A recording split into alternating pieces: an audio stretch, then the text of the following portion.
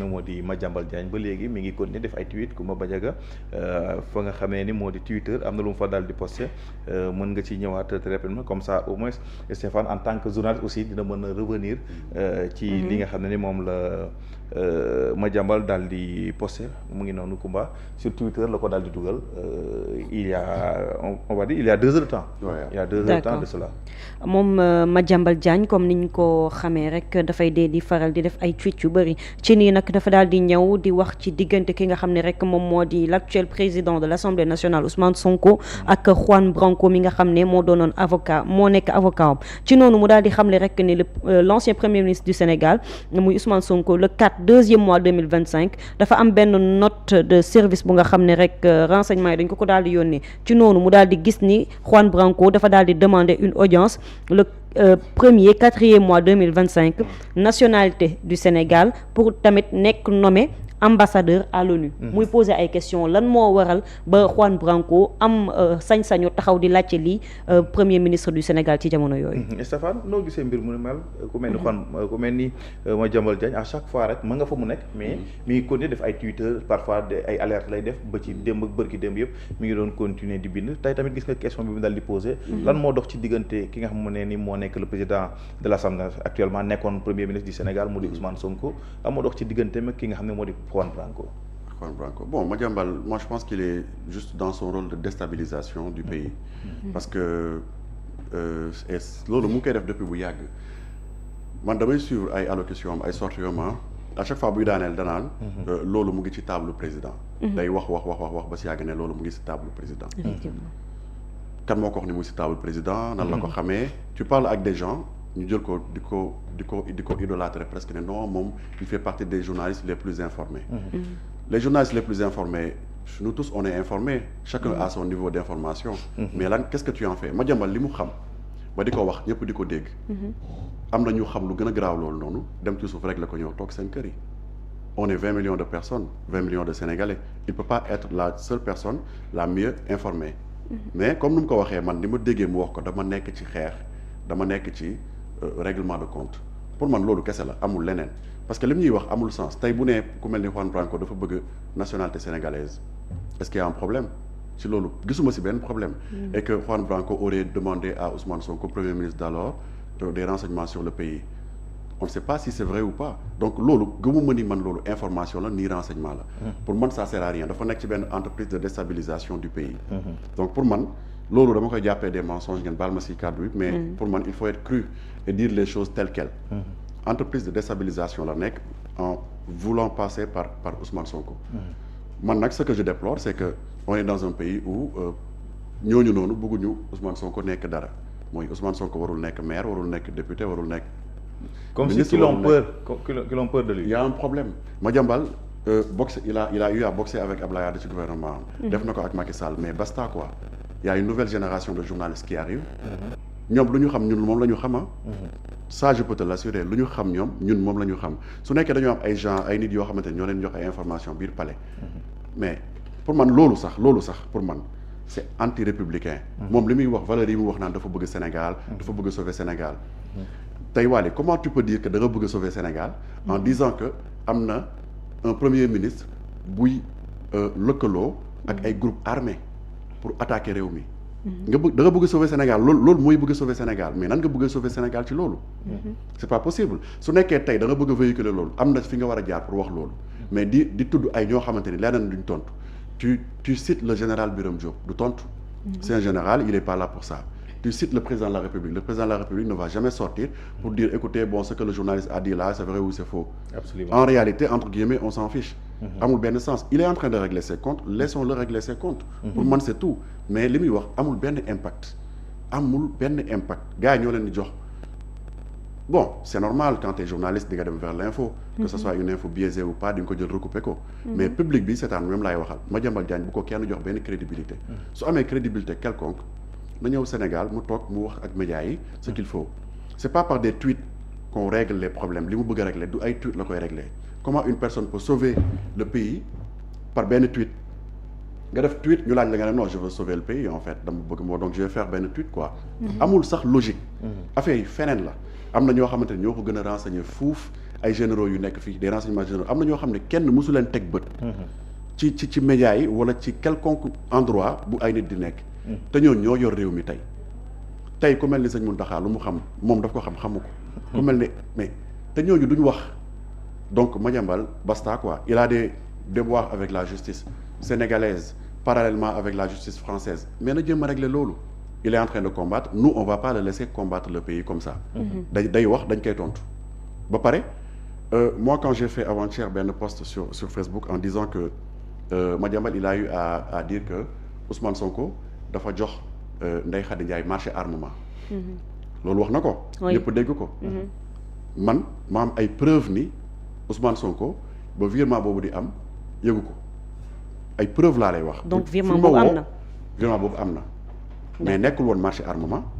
te Ousmane Sonko yëgu ko woon. d'ailleurs c'est quand Ousmane Sonko a été au courant qu'il a coupé tous les ponts avec ces gens-là. ñooñu noonu. donc Ousmane Sonko n'était même pas au courant il peut avoir une information journaliste la yëfu saay-saay lay def il peut avoir une petite information benn bribe d'information. exploiter ko à sa manière. comprendre nga pour mu explosif pour pouvoir toucher fu gën a métti. comment une femme comme ça lambda ñu baal ma ci kàddu bi la ñuy jox marché armement 35 millions. 35 millions. mën na déstabiliser réew qu'est-ce qu'il a sous-entendu là-bas pour que waa ji ñëw dem jël ay groupe armé pour dem attaquer palais bi ou déstabiliser réew mi mais c'est loolu en fait xaw ma lan moo tax sax ñu bàyyi ko mu jàll loolu c'est grave. waruñu ko woon dañ ko waroon jël ay journalistes yu mel ni yéen. toog ci cas boobu noonu traité ko uniquement cas boobu noonu parce que yeneen yi muy wax yëpp c'est des enfin il part en vrille quoi mais loolu dañ ko waroon jël traité ko. parce qu'il s'agit de la sécurité ak instant yi nii. la manière avec la légèreté dont Madiambal parle de sécurité c'est grave avec tout ce qui se passe au Burkina côté boobu noonu les pays de l'AES Guinée Mali tout ce qui se passe là-bas ba wàcc si ay Kédougou yenn saa ñu am ay quelques soucis mais man nos forces de défense et de sécurité man je leur fais confiance yow tu leur fais confiance ñun ñëpp wóolu nañ leen ñoo tax ñuy nelaw tey am jàmm ak salaam faut pas ñooñu duñ tontu mukk donc pourquoi ñuy wax askan wi loo xamante ni ñooñu ñoo gën a yellool pour tontu côté duñ ko wax parle politique mais ne parle pas de sécurité avec une telle légèreté en voulant accuser Ousmane Sonko de vouloir déstabiliser le pays. Une personne qui va être président de la République, comment il va déstabiliser le pays par des groupes armés? C'est même illogique. Donc Madiambal dañ koy jox benn gëdd boo xamante ni je suis désolé amatu ko. Pour terminer Bara, ñun on est benn génération de jeunes journalistes. Autant des Madiambal des Yérim à l'époque bi ñuy nekk ñoom seen digg doole ñun mënuñu woon am kàddu parce que ñoom eux ils avaient tout verrouillé ñoom journalistes yi fi nekk ñu leen di woowee ay doyens ils avaient tout verrouillé bëgguñu woon may kenn seen chance pour ñu jéem a fël sinon en tout cas seen booy ngay doon pour loolu léegi nag les choses ont changé adduna bi dafa ubbeeku ñenn ñi dem jàngi defi ay formation ñëw toog am seen kàddu pour mun ko ci wax loolu moo leen déranger amul benn Madiambal ou benn Yérim ou kenn ko fi téye le monopole de l'information de sorte de pouvoir se targuer de dire man rek man maa yor affaire yi amul mënul nekk c'est absolument faux mooy noonu daal waaw te ñoom nag loolu mooy seen rôle te loolu ñun duñ ko nangu ñoom lu ñu jàng moom lañ jàng élève dina raw maître am ou pas mais anyway mais am ñu jàpp sax ne position bu Madiambal Diagne am nii peut-être appartenance am ci wàllum politique parce que Madiambal Diagne au-delà de journaliste aussi mën nañu wax ne am na appartenance politique parce que gis nañ ne jegewoon na régime bi fi nekkoon. il a participé à des élections nekkul ci logique gu defante aussi. muy guerre bi nga xam ne wala guerre bi nga xam ne moom la nekk entre moom ak régime bi fi nekk te régime bi boo ko waxee aussi Ousmane Sonko ngay wax. déjà Ousmane Sonko du président bon Ousmane Sonko il a en fait il a mis une machine en marche un groupe de personnes mu jël leen def leen en mouvement yu nekk en marche gëm benn idéologie topp ci gannaawam am lu ñu gëm di ko séntu ci loolu lañ nekk il est pas le président. moom moo yor aamu affaire bi on est d'accord sur ça mais pour man s'attaquer nuit et jour à Ousmane Sonko pour man ça sert à rien certes il fait de la politique comme nu mu ko waxee mais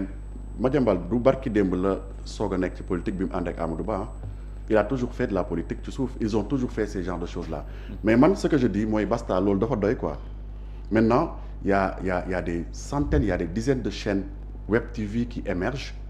comprendre nga il y a des dizaines de jeunes yu mel ni yow man qui s'intéresse à la vie publique à la vie politique de ce pays là te loolu amul woon avant loolu moo leen di déranger parce que ñun on va dire les choses loolu nag dafa coïncider ak l'avènement de Pastef l'avènement de Ousmane Sonko et tout et que c'est parallèle dañuy continuer dem ànd ci loolu noonu ils essaient de nous d'écraser toute cette idéologie là parce que si ils écrasent Ousmane Sonko idéologie boobu yëpp day daanu comme château de cartes heureusement bon il y a d'autres Ousmane Sonko il y a d'autres Ousmane Sonko qui vont naître, qui vont se créer. Il faut que ces doyens-là puissent certes donner leurs avis, mais reculer un peu pour bàyyi booy ñëw wax lu ñu war a wax. ñu bañ ñoo fen bu ñu fenee dañ koy xam. te ce qu'il est en train de faire, en tout cas sur ce cas précis de Ndeye Khady Ndiaye, de armement et tout, il ne dit pas la vérité. Il ne dit pas la vérité te moom bu nekkoon Sénégal ñu jàkkaarloo man ak moom mu nekk Madiambal, le grand Madiambal, journaliste et cetera. En réalité on s'en fiche dañuy génne lu ñu am teg ko te su ma ko waxee ci télé bu mel ni Seneweb c'est parce que xam naa lu may wax du ma wax sans preuve. Effectivement. Merci beaucoup Stéphane. Par rapport ak mbir moomu noonu ba tey est-ce que génnub Madiambal Diagne mu nekk ci biti yoon di ko topp boobu ba léegi ñu yaakaaroon ni peut-être extradition dina am gisuñ ci yoon boobu est-ce que yaakaaroon ni dafa am benn main supérieure qui protège Madiambal Diagne ak yan njeexital la mën a am. waaw non mais loolu mën na possible après dire qu'il y a une main supérieure qui pourrait protéger Madiambal c'est un peu peut-être manquer de respect quelque part à la justice française qui est en train de faire son travail comme ñoom ñu ngi def seen liggéey waxoon nañ accepté nañ une mise en place d'une extradition partielle. Bon man ni oui ni non. voilà ni oui ni non. Qu'est-ce que ça signifie une voilà extradition partielle? man moom n'étant pas juriste du ma mën a xam expression yooyu noonu dans le détail mais man pour man le Madiambal qu'il soit en France ou qu'il soit au Sénégal pour moi c'est pareil s'il a des choses s'il a des comptes yu mu war a rendre réew mi tôt ou tard dina ko rendre réew mi parce que fii ñëpp dañuy rendre compte donc mu dem France mu dem Australie anyway France c'est stratégie la recul stratégique la def pour pouvoir se battre contre l'État mais moom combat am yëpp ay menaces la yor naa lii yor naa vidéo yor naa boo leen moytul da kañ nga koy soxlee on veut voir là comme ça on passe à autre chose nous on a envie de passer à autre chose mais tout le temps yor naa lii ñoom ay mercenaires lañ ils ont toujours fait ça boo seetloo même ci seen i wax dañuy wax naan bi ma ñëwee ma toog ci bureau Macky Sall lii laa ko wax ma ne ko non président bul def lii après mu ne ma te duñ xam lan la ñun duñ xam exactement lan la bi lii amee ci laa dem xamuñu heure bi xamuñu jour bi xamuñu dara si li ñuy wax en réalité mais technique de communication la ñuy def et tout ça ñun dañ koy démanteler et on va casser tout ça et on met ça à la poubelle c'est peut-être prétentieux de dire ça mais noonu lay demee super ñu avancer ak troisième point bi balaa ñuy dugg ci livre bi nga xam ne ni moom la Steph Khatim ñu mu concerné Assemblée nationale bureau de l'Assemblée nationale danañu génne ab communiqué ku ma Badiaga ginnaaw ba ñaar ña nga xam ne ñoo nekkoon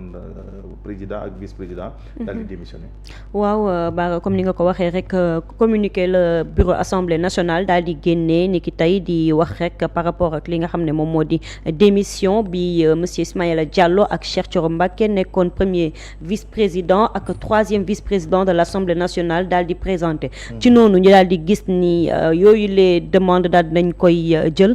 daal di jublu nag ci li nga xam ne moom moo di